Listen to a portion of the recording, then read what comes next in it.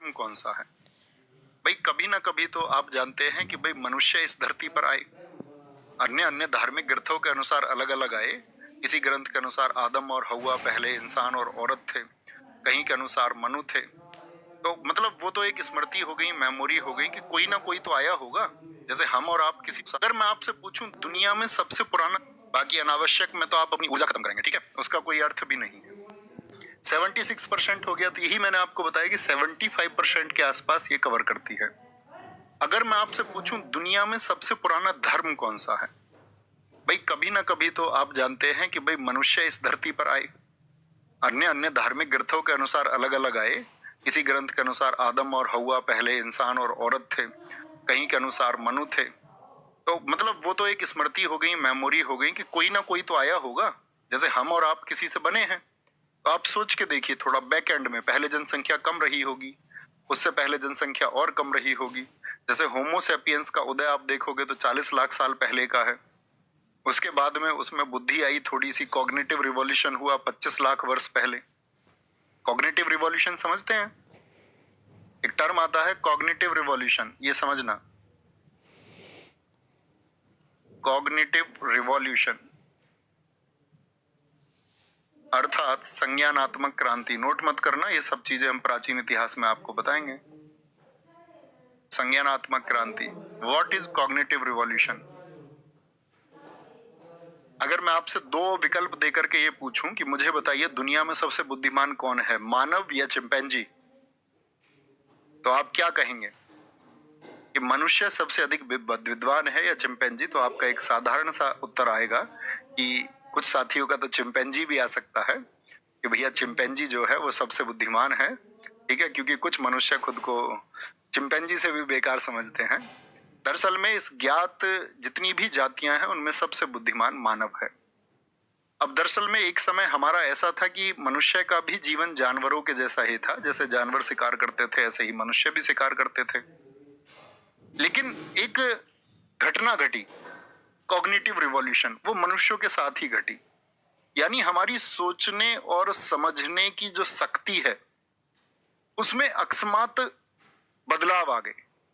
आज तक भी वैज्ञानिकों को नहीं पता है कि मानव में ही क्यों आए, बंदर में क्यों नहीं आए, या भैंस बकरी भेड़ जो अन्य पशु है उनमें क्यों नहीं आए। आप समझ रहे, अगर कॉग्निटिव रिवॉल्यूशन बकरियों में हो जाता तो लीड कौन कर रही होती आज इस दुनिया को, और हम किसके खूटे पर हम बंधे होते? तो बकरियों के खूटे पर हम बंधे होते।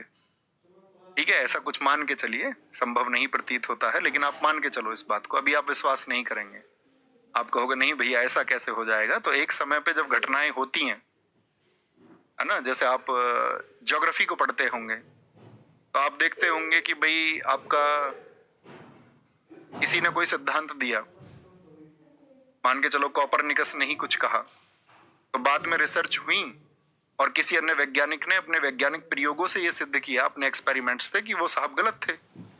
तो एक लंबे समय तक जिस चीज को हम नहीं मानते हैं, ऐसा होता है जब उसके लिए प्रयोग होते हैं, तथ्य सामने आते हैं, तो हमको उसको स्वीकार करना पड़ता है। सही बात है कि नहीं है? अब कॉग्निटिव रिवॉल्यूशन ये मानव में ही क्यों हुआ? मानव बोले तो होमो सैपियंस में ही क्यों हुआ? समझना, आप सब होमो सैपियंस है, मैं भी हूं, इसीलिए समझा रहा हूं। बहुत सारे आदि मानव हुए, सबको होमो सैपियंस ने पीछे छोड़ दिया। अंतिम लड़ाई इनकी निएंडरथल्स के साथ में हुई और निएंडरथल्स का इन्होंने खात्मा कर दिया। अब ऐसा क्यों हुआ? तो इसके लिए एक सीधी सी बात आती है, कॉग्निटिव रिवॉल्यूशन के लिए कहा जाता है कि जो मनुष्य के मस्तिष्क का आयतन है, यानी कि मेल बॉडी, तो आप कहेंगे भैया वो लगभग है आपका 1250 के आसपास, यानी 1248, और आयतन को हम नापते हैं centimetre cube, volume of brain. अब आयतन से आप क्या समझते हैं? आयतन को ऐसे समझिए जैसे एक खाली बाल्टी है, तो उस खाली बाल्टी में कितना रेत आ सकता है, ये उस बाल्टी का क्या हो जाएगा? आयतन हो जाएगा।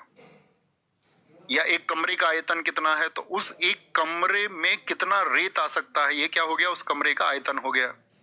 एक गिलास में कितना रेत आ सकता है, वो क्या हो गया? उस गिलास का आयतन हो गया। तो अगर आपकी खोपड़ी को बाहर निकाला जाए, आपकी खोपड़ी में कितना रेत आ सकता है, ये क्या है? ये उस आपकी खोपड़ी का आयतन है। तो जो मस्तिष्क का आयतन है वो पुरुषों का है, ये मेल बॉडी का है। फीमेल्स का होता है, ये मेल का है।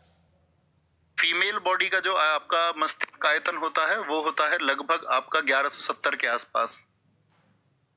तो अब ये मत बोल लेना भैया इनका दिमाग कमजोर है, मतलब मस्तिष्क का आयतन कम है, सिर्फ इतना भर अंतर है, उससे कोई बड़ी अंतर नहीं आती है कि भाई पुरुष ही अच्छा डिसीजन ले सकते हैं, महिलाएं नहीं ले सकती हैं।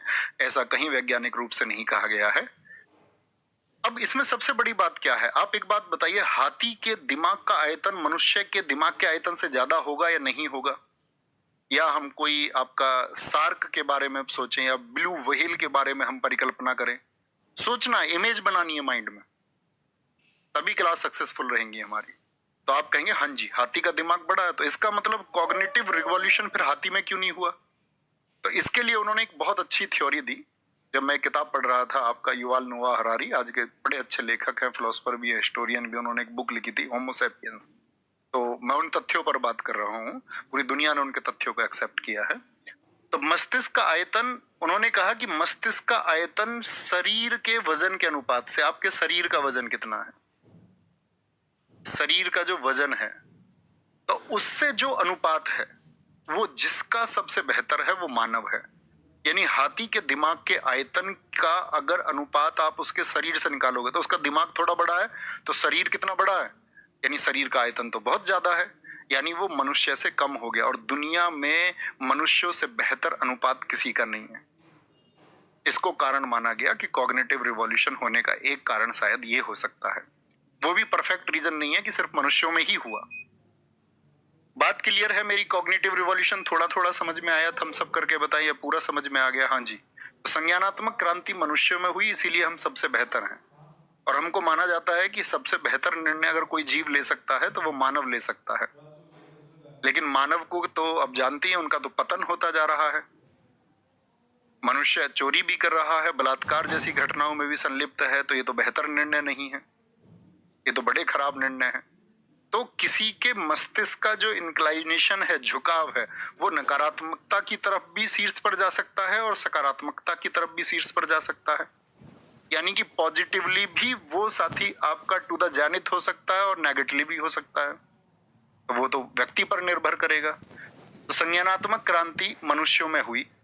तो आप आज के बाद खुद पे गर्व करना, पहली बात तो ये जितने भी लोग चिंपैंजी लिख रहे थे, एक तो इस बात पे गर्व करना कि हम सबसे बेहतर हैं, ठीक है? चिंपैंजी मत लिखना,